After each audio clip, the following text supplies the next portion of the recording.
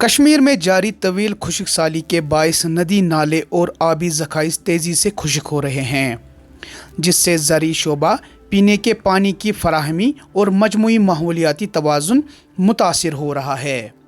जनवरी और फरवरी में मामूल से कम बर्फ़बारी और बारिश के बायस दरियाओं और झीलों में पानी की सतह गैर मामूली हद तक कम हो गई है। माहिरीन का कहना है कि अगर यही सूरत हाल बरकरार रही तो आने वाले महीनों में पानी की किल्लत शदीद हो सकती है, जिसका असर ज़राअत और बागबानी पर भी पड़ेगा, जो कि कश्मीर की माशियत का एक अहम हिस्सा है। दूसरी जानिब माहौलियाती माहिरीन इस खुश्क साली और मौसमियाती तब्दीलियों का नतीजा करार दे रहे हैं और पानी के वसाइल के बेहतर इंतज़ाम की सूरत पर ज़ोर दे रहे हैं। राइजिंग कश्मीर के लिए उमर रैना की ये रिपोर्ट। का बहुत बहुत शुक्रिया। मेरा नाम है रियाज़ अहमद मीर, मैं यह सोनमर्ग का रहने वाला हूँ। तो आपने जो सवाल किया सर, तो इसका मुझे ज़िंदगी में मतलब फर्स्ट टाइम हमने देखा है कि जो इस साल जो बर्फ़ गिरी है, तो मैं कह रहूँगा 1% भी नहीं है। इससे पहले अगर देखा जाए तो यहाँ पे इस समय में फरवरी के महीने में कम से कम 8 फुट बर्फ़ होती थी यहाँ।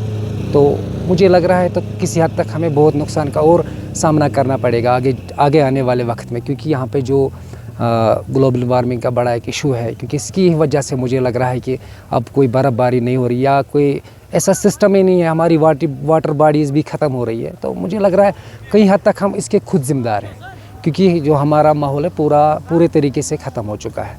जो हमने यहाँ पे गंद डाली है, पॉलीथीन हमने बहुत ज़्यादा यूज़ किया है, इसको हमने नदी नालों में डाला है, तो उसके लिए लग रहा है मुझे हमारा नेचर तो बहुत नाराज़ है हमसे।